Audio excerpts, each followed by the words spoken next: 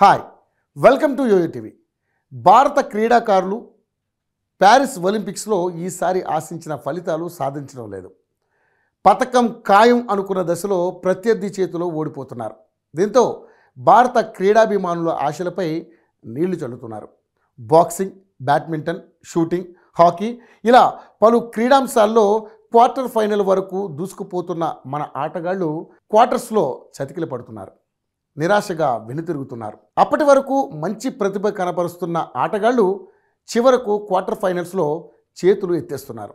ఇంతవరకు ఒక ఎత్తు అయితే తాజాగా అంతర్జాతీయ ఒలింపిక్స్ అసోసియేషన్ భారత పథకం ఆశలపై నీళ్లు చల్లింది. రెజ్లింగ్లో గోల్డ్ లేదా సిల్వర్ మెడల్ ఖాయం అనుకుంటున్న దశలో ఫైనల్కు చేరిన భారత రెజ్లర్ వినేష్ ఫోగట్పై అనర్హత వేటు షాక్ ఇచ్చింది.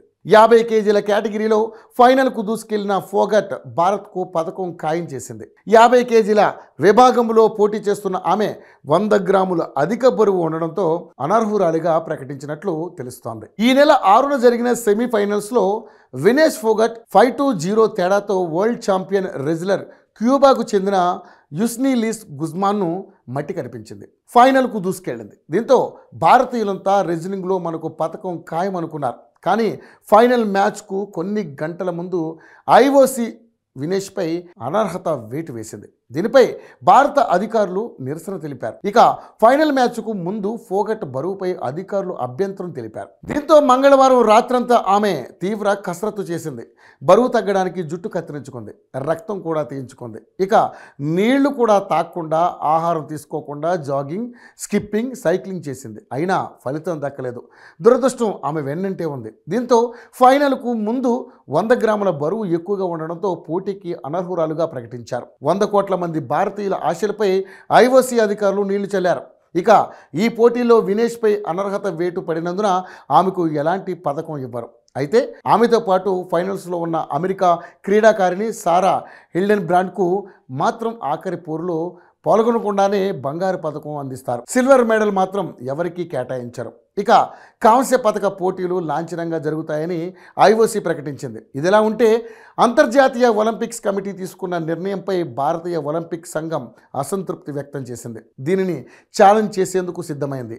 పోటీ జరిగిన రోజు 50 కేజీలు ఉండి ఫైనల్కు ముందు రాత్రి బరువు పెరిగినట్లు పేర్కొనడంపై అభ్యంతరం వ్యక్తం చేస్తోంది. ఐఓసీ పునఃసమీక్ష చేయకుంటే ఫోగట్పై అనర్హత కొనసాగుతుంది. ప్యారిస్ ఒలింపిక్స్లో రెజ్లర్ వినేష్ ఫోగట్పై అనర్హత వేటు పడడంపై ప్రధాని నరేంద్ర మోడీ స్పందించారు. ఈ మేరకు ఎక్స్లో ట్వీట్ చేశారు. వినేష్, నువ్వు ఛాంపియన్లకే ఛాంపియన్. నీ ప్రతిభ దేశానికే గర్వకారణం. భారతీయులందరికీ నువ్వు ఒక ఇన్స్పిరేషన్. ఈరోజు నీకు తగిలిన ఎదురు దెబ్బ నన్ను ఎంతగానో బాధించింది. దీనిపై విచారం వ్యక్తం చేయడానికి నా దగ్గర మాటలు లేవు. కానీ ఈ బాధ నుంచి బయటపడి నువ్వు మరింత బలంగా తిరిగి రావాలని నేను నమ్ముతున్నాను. కఠినమైన సవాళ్లను ఎదిరించడం నీ నైజం. మేమంతా నీకు ఎల్లప్పుడూ అండగా ఉంటామని వినేష్కు భరోసా ఇచ్చారు. ఫోగస్ గతేడాది ఐఓసీ ఇండియా చైర్మన్ బ్రిజ్ భూషణ్కు వ్యతిరేకంగా పోరాటం చేసింది. పోలీసుల లాఠీ దెబ్బలు కూడా తింది. అవమానాలు ఓర్చుకుని దాదాపు 1.5 ఏళ్ల పాటు ఆటకు దూరమైంది. ఒలింపిక్స్లో అంతే పట్టుదలగా ఆడి తన కష్టానికి ఫలితం దక్కించుకుంది. కానీ చివరి నిమిషంలో 100 గ్రాముల ఓవర్ వెయిట్ కారణంగా ఒలింపిక్స్ నుండి బయటకు రావాల్సి వచ్చింది.